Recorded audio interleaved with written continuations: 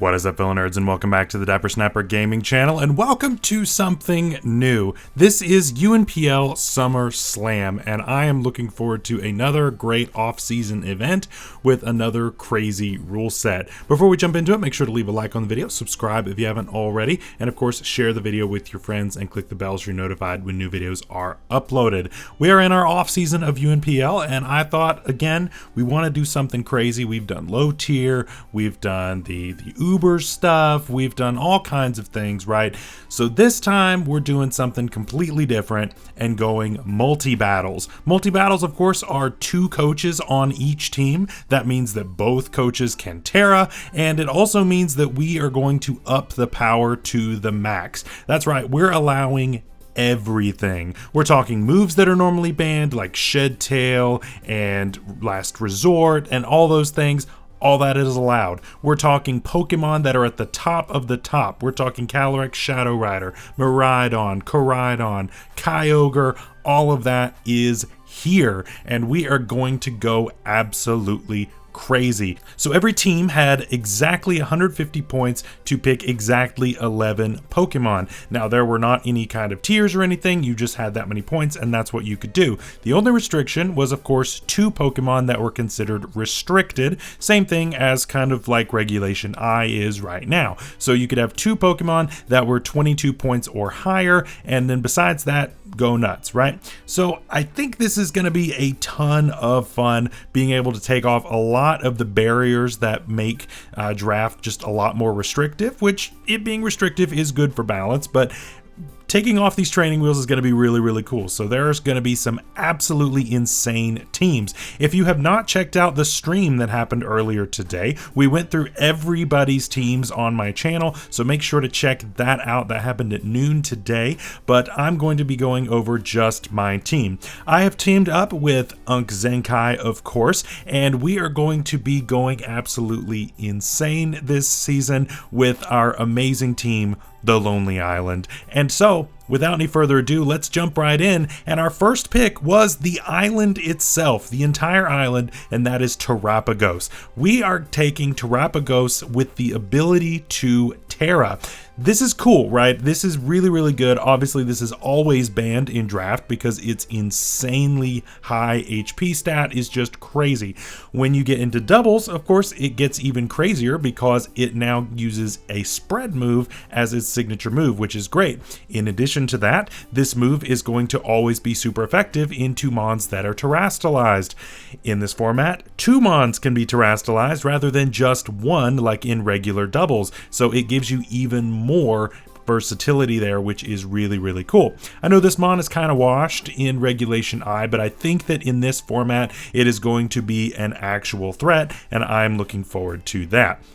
The partner that we were looking for this actually made it back to us, which is great. This is a mon that I've been trying to draft several times, and it never makes it back to me round 2. This time it did. Annihilate is here. Annihilate is an absolutely incredible mon. In doubles, it's fantastic. In singles, it's fantastic. It's super bulky. Rage Fist is crazy good with how it stacks every time that you're hit. It's super bulky. The typing is good. And of course, one other thing I didn't mention in the rules is that everything that is not a restricted has open Terra with Terra Preview. So anything can Terra that is not one of the restricteds. So that's really cool. Obviously, our restricted is unique in that it can Terra, and that's what makes it restricted.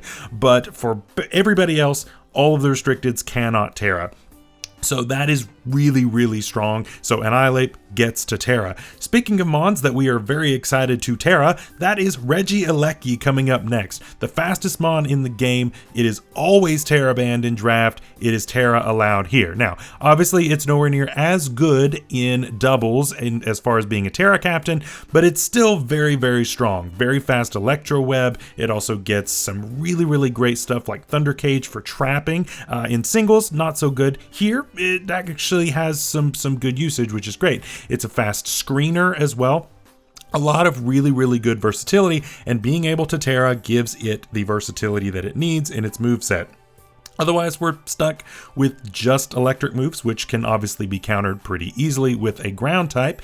And speaking of which, our ground type is next. Now, originally, this was a Garchomp, but we decided to upgrade just a little bit because we ended up with a few extra points at the very end. And so we went with Ursaluna. Ursaluna is, of course, one of my wife's favorite Pokemon. On top of that, she has been asking me to take Terapagos at some point. So we're making one of my wife's favorite teams here. And there's another Mon very soon coming up that she requested that we take as well. Ursaluna is super, super bulky, hits like a truck, loves Trick Room, which we'll talk about a little bit later, but this thing is crazy good. It can work in the Tailwind scenario. Of course, you can do Trailblaze stuff with it, but it's here to hit super, super hard and have those spread earthquakes, have those facades that just deal massive amounts of damage. It's a really, really good Mon here in doubles, and I am super excited to be bringing it back. Next up, we wanted to bring a little bit of more of an offensive take on our Tailwind user, and so Talonflame joins up here. We considered going with something like Fletchinder and actually going down with this because Fletchinder was only 2 points, but we felt like Talonflame brings a lot of really good versatility here. Things like Quick Guard, of course, are really nice. Things like the ability to overheat and actually deal a little bit of damage, to do a little bit of damage with those Brave Birds, that kind of thing. Obviously, Gale Wings has been nerfed significantly, but still being able to just Tailwind with priority right off the bat is great. Being able to Feather Dance even right off rip with priority is really, really good in this scenario. And so I think that we're going to get a lot of great mileage out of this bird. Next up, we take our next restricted. That's right, it is round 6, and we have left our second restricted until now, but I felt like it was time, and here we are taking Zacian Crowned. That is right, this somehow made it to round 6. I don't know why this didn't get taken, but it's an incredibly strong physical attacker.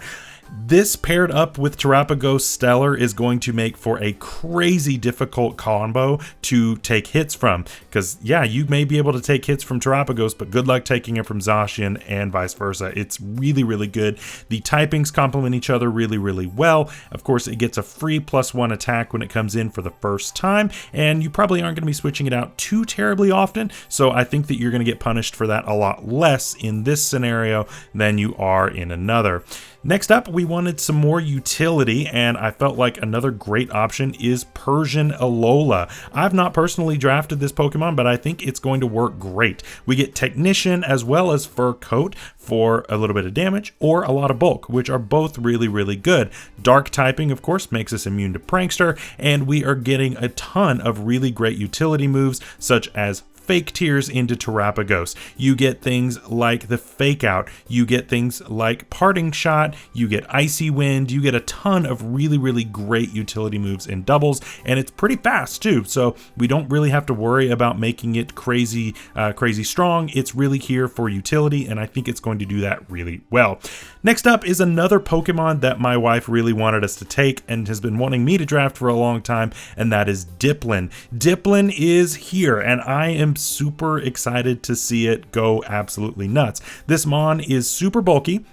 It's very cheap for what it is, but it definitely enjoys an open Terra format and can be very, very annoying. It gets Pollen Puff, it gets Infestation for trapping, it gets a lot of really, really good stuff here. Syrup Bomb is great, and its ability Super Sweet Syrup, of course, is not really useful in singles, but here in doubles, it actually has some usage for those moves that might be less than accurate, like Rock Slides and Stone Edges and whatever else we want to go for. Next up, we wanted to make sure that we actually have a Trick Room mode possibility, and so we need a setter, and that is with Slowbro. Now, originally Zenkai told me to go with Slowking, and I went against that and went with Slowbro, and I'm regretting it because I think Slowking would have been better now, but here we are. Slowking got taken by somebody else.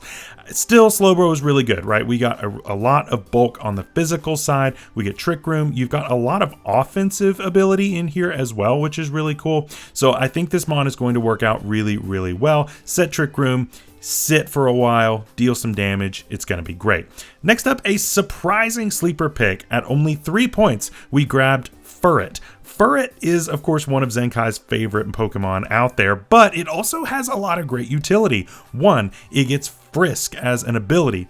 absolutely amazing because these are best 2 out of 3. Best 2 out of 3 means that the more information you can get in game 1, the better off that you're going to be. So we bring this, we learn 2 items right off the bat, and because there's item clause, we know exactly where these items are, and even more importantly, where they are not. They may not be on something else. So if we see a choice scarf here, it's not elsewhere, and vice versa. So I think that's really, really helpful information.